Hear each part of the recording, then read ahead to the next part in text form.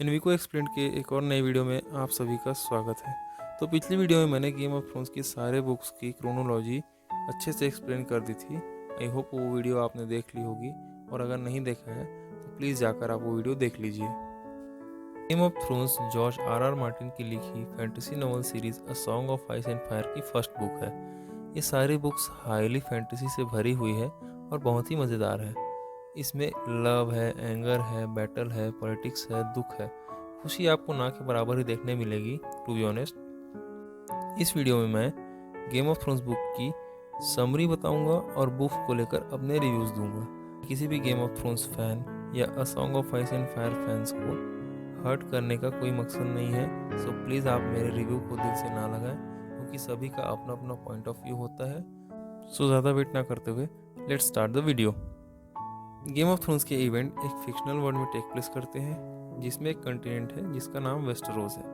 Story के starting में हम देखते हैं कि किंग रॉबर्ट नॉर्दर्न काजन में विजिट करते हैं, और नॉर्दर्न काजन के किंग नेड स्टार्क, जिनका असली नाम एडार स्टार्क है, को अपना असिस्टेंट बनने का ऑफर करते हैं। गेम ऑफ थ्रोन्स वर्ल्ड में असिस्टेंट ऑफ द किंग को हैंड ऑफ द किंग के नाम से जाना जाता है।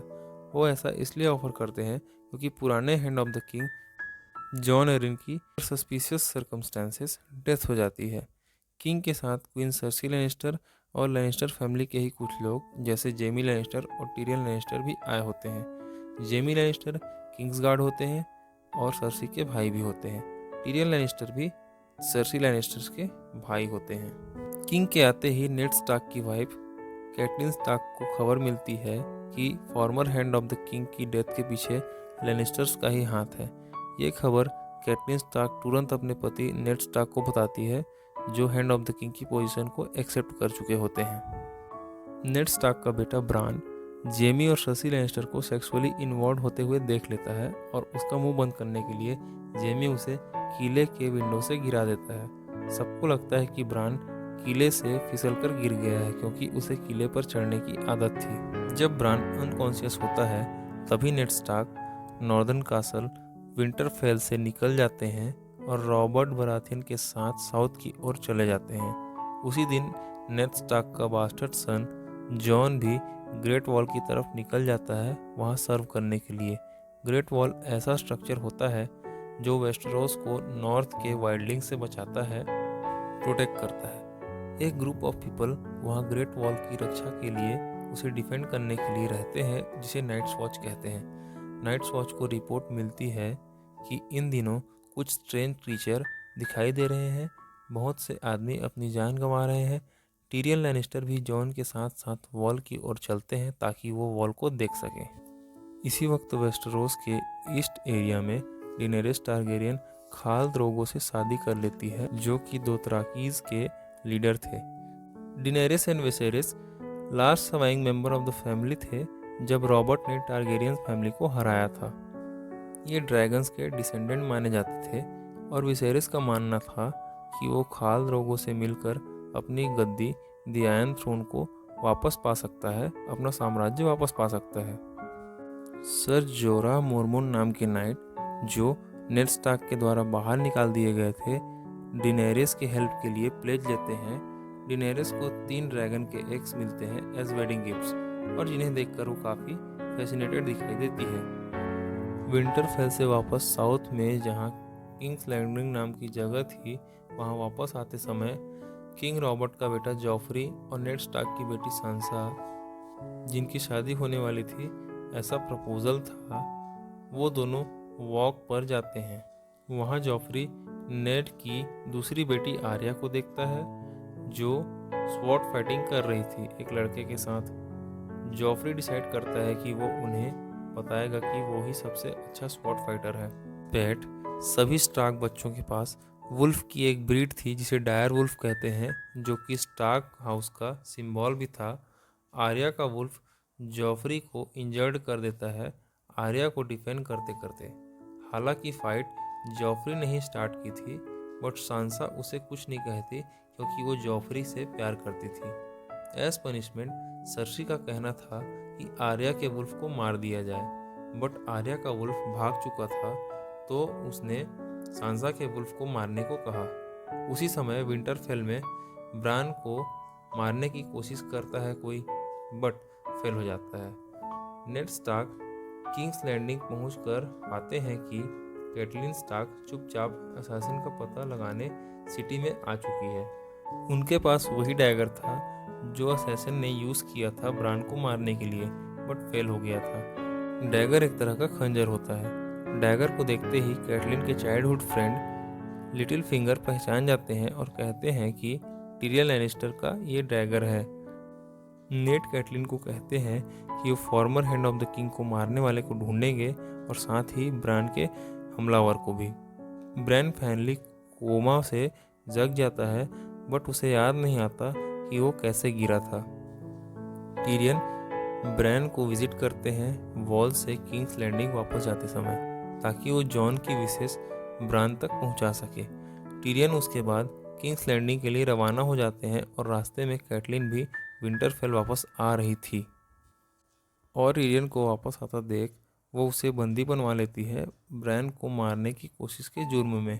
किंग्स लैंडिंग में Ned former hand of the king के डेथ का कारण जानने निकलते हैं और पाते हैं कि former hand of the king को किंग रॉबर्ट के बेटे के बारे में कुछ सच्चाई पता चल गई थी। किंग रॉबर्ट को स्पाई से खबर मिलती है कि डेनेरिस टारगेरियन प्रेग्नेंट है। किंग रॉबर्ट डेनेरिस को मरवाना चाहते थे क्योंकि उन्हें डर है कि डेनेरिस और उसका बच्चा आयरन थ्रोन के लिए अगला दावेदार बन जाएगा। किंग रॉबर्ट के प्लान को सुनकर नेड स्टार्क बहुत इरिटेट होते हैं और डिस्गस्टेड फील करते हुए अपने पोजीशन को रिजाइन दे देते हैं। उस रात जेमी नेड स्टार्क को कन्फ्रंट करते हैं टिरियन के कैटलिन द्वारा पकड़े जाने के सिलसिले में। जेमी नेड स्टार्क के लोगों को मार देते हैं और इस लड़ाई में नेड स्टार्क का एक पैर टूट जाता है। उसके दूसरे दिन रॉबर्ट नेड को अपना हैंड ऑफ द किंग बना देते हैं और हंट पर चले जाते हैं। नेड स्टार्क ऑर्डर देते हैं कि लैनिस्टर फैमिली के रोग नाइट को एग्जीक्यूट कर दिया जाए क्योंकि वो गांवों को लूट रहे थे। कैटलिन स्टार्क टिरियन को अपनी बहन लिसा एरिन के किले में ले जाती है जिसका नाम ईरी था। ये माउंटेन्स एंड हिल्स से घिरा हुआ इलाका था जिसे वेल कहा जाता था। लाइसा टिरियन को अक्यूज करती है ब्रान और जॉन एरन के मर्डर के कंस्पिरेशन में। टिरियन अपनी एक्यूजेशन को डिनाई करता है और ट्रायल बाय कॉम्बैट की मांग करता है। ट्रायल बाय कॉम्बैट वो तरीका है जिसमें अक्यूज्ड और अक्यूज़र एक कॉम्बैट लड़ते हैं और जीतने वाले के पक्ष में फैसला ले लिया जाता है। मीन्स ट्रायल जीतने वाला जीत जाता है। तो एक नाइट लाइसा की ओर से लड़ता है और चूंकि टिरियन बौने थे उनकी तरफ से एक मर्सिनरी लड़ता है और वो मर्सिनरी इस कॉम्बैट में जीत जाता है। इस तरह टिरियन आयरी से निकल जाते हैं और किंग्स लैंडिंग की ओर चल पड़ते हैं।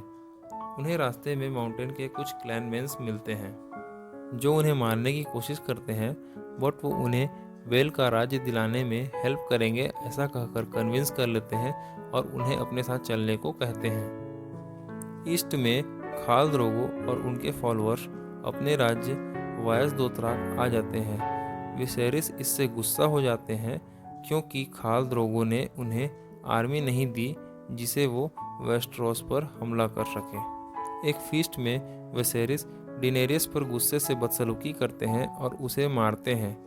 तब खाल द्रोगो विसेरिस को मरवा देते हैं उसके ऊपर पिघला हुआ सोना डलवाकर।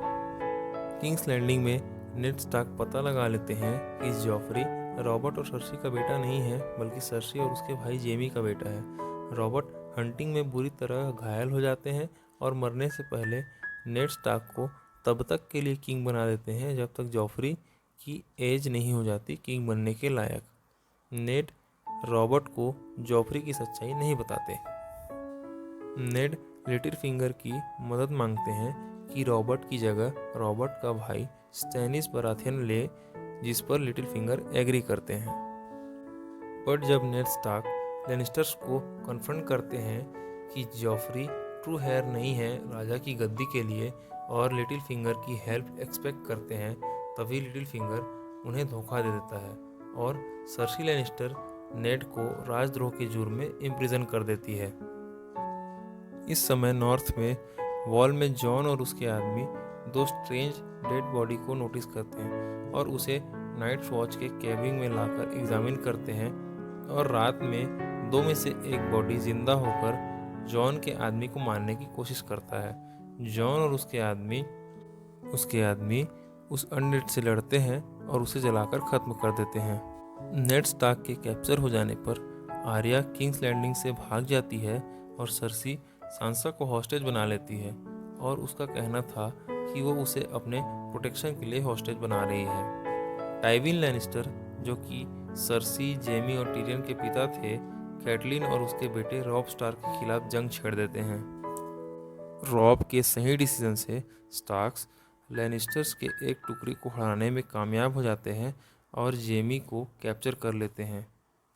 किंग्स लैंडिंग में जॉफ्री को किंग बना दिया जाता है। इस होप में कि सांसा को कुछ न हो, नेड स्टार्क ट्रिजन को मान लेते हैं और इससे जॉफ्री नेड को पब्लिकली एग्जीक्यूट करवा देता है और सांसा देखती रह जाती है और आर्या उसी समय पब्लिक के बीच मौजूद होती है और वो ऐसा सब होते हुए सिर्फ देखती रह जाती है। जॉन को उनके पिता के डेथ और रॉब के बैटल में जाने का मैसेज मिलते ही वो वॉल छोड़कर बैटल में जाने का सोचता है, पर उसके आदमी उसे समझाते हैं कि वो वॉल की प्रोटेक्शन की प्लेज ले चुका है। ईस्ट में जब खाल द्रोगो एक विलेज को लूट रहे थे तो वो वुंडेड हो जाते हैं और डिनेरिस के पास एक लेडी होती है उनके इलाज के लिए। खाल द्रोगो बहुत बुरी तरह बीमार हो जाते हैं और डिनेरिस उस लेडी को खाल द्रोगो को ट्रीट करने के लिए कहती है।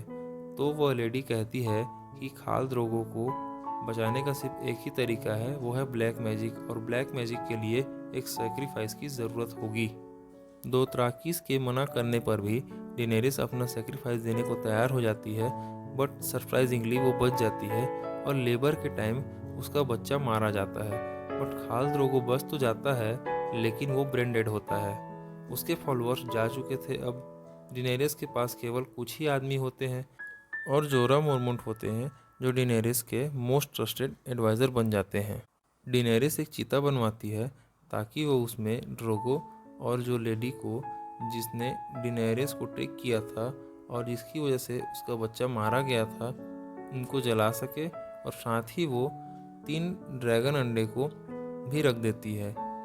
जैसे ही आग जलाई जाती है डिनेरिस उसमें चली जाती है और जब धुआं, आग सब चीज़ हटता है तब डिनेरिस को जोरा मोरमोंट और दोथराकी लोग 3 न्यू बॉर्न ड्रैगन के साथ देखते हैं। तो ये थी a song of ice and fire series की पहले बुक गेम ऑफ थ्रोन्स की समरी। मैंने इसमें बहुत सारे कैरेक्टर्स को और इररिलेवेंट पॉइंट्स को इंक्लूड नहीं किया है क्योंकि ये समरी है, तो मैंने सिर्फ जो स्टोरी की मेन प्लॉट पॉइंट है, मेन जो स्टोरी है उसे समझाया है और कोशिश किया है कि कम से कम समय में आपको गेम ऑफ थ्रोन्स की सारी स्टोरी समझ में आ जाए। बुक में इंग्लिश लैंग्वेज के साथ साथ Dothraki language and Valerian language का भी यूज़ हुआ है। इन लैंग्वेजेस को इस नॉवल सीरीज़ के लिए स्पेशली क्रिएट किया गया था और इसके क्रिएटर हैं डेविड जे पीटरसन।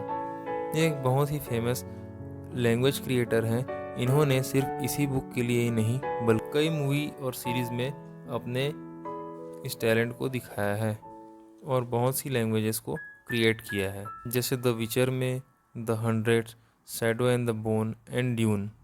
इन मूवीज़ की लैंग्वेजेस को भी इन्होंने ही क्रिएट किया है। गेम ऑफ थ्रोन्स एक ऐसी बुक है जो स्टार्टिंग से ही आपके मन में इमेजिनेशन क्रिएट कर देती है। D100 को लेकर आपके मन में शुरुआत से एक ग्रूसम वाइब आने लगती है, but at the same time इसके आगे क्या होगा ऐसा भी लगने लगता है। इसके ट्विस्ट्स एंड टर्न आपको सोचने के लिए मजबूर कर देते हैं। Game of Throne TV series इसी बुक से इंस्पायर है और यही बुक है जिससे फर्स्ट सीज़न रिलेटेड है और सबसे ज़्यादा क्लोज है। आगे के सीज़न लाइक आफ्टर सीज़न 4 वो सीरीज़ स्क्रिप्टेड होता गया है और इस बुक में होने वाले पॉलिटिक्स माइंड वर्क कर देने वाले हैं। एट द सेम टाइम हमें कैरेक्टर से प्यार भी होने लगता है, बट जब जैसे ही हम किसी कैरेक्टर को पसंद करने लगते हैं उसी समय उस कैरेक्टर को मार दिया जाता है और it feels like what the fuck. So यही चीज़ें हैं जो इस बुक को इंटरेस्टिंग और एक्साइटमेंट से भरी बनाती है और सस्पेंस भी यही क्रिएट करती है। अगर मैं इस समरी में कुछ चीज़ें भूल गया हूँ तो मुझे माफ़ करना, क्योंकि ये समरी है, छोटी तो रहेगी ही और अगर मैं कुछ इंपॉर्टेंट भूल गया हूँ तो उसे कमेंट्स में बताना मत भूलना। अगर आप टीवी सीरीज़ की भी एक्सप्लेनेशन चाहते हैं तो मैं बुक सीरीज़ की समरी वीडियोस ख़त्म होने के बाद टीवी सीरीज़ की भी एक्सप्लेनेशन पर वीडियोस बना दूंगा और सभी सीज़न को अलग अलग करके एक्सप्लेन कर दूंगा। अगर आपको चैप्टर वाइज समरी वीडियोस चाहिए तो इन सभी वीडियोस पर प्यार दिखाइए। अगर इन सभी वीडियोस को प्यार मिलता रहेगा तो मैं बुक्स के सारे चैप्टर की अलग अलग करके समरी वीडियो बनाता रहूँगा और इस चैनल पर पोस्ट करता रहूँगा।